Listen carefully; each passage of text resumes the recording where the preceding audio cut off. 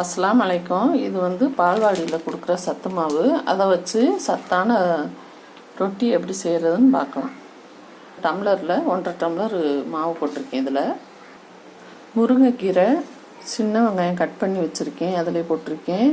ஒரு பச்சை மிளகா கட் பண்ணி எடுத்து வச்சுருக்கேன். இதையும் அதில் போட்டுடலாம். அந்த மாவில் முருங்கைக்கீரை, சின்ன வெங்காயம் ரொம்ப உடம்புக்கு நல்லது. இதுக்கு இனிப்பு தேவை கிடையாது, அதில் உள்ள இனிப்பே போதும். கொஞ்சோண்டு உப்பு மட்டும் போட்டுக்கலாம்.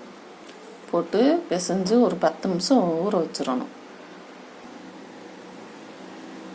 இப்போ இந்த இரும்பு சட்டியை வச்சு, தோசை சட்டி இரும்பு சட்டி வச்சு தட்டி வச்சுருக்கேன். நல்லெண்ணெய் தான் ஊற்றணும். நல்லெண்ணெய் எவ்வளோ உடம்புக்கு ரொம்ப நல்லது, அதனால நல்லெண்ணெய் ஊற்றிக்கலாம்.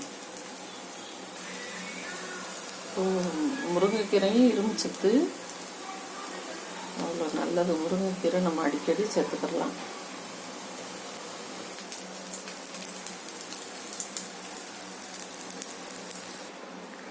முருங்கைக்கீரை சத்து மாவு ரொட்டி ரெடி ஆயிடுச்சு. இந்த மாதிரி செஞ்சு பாருங்கள்.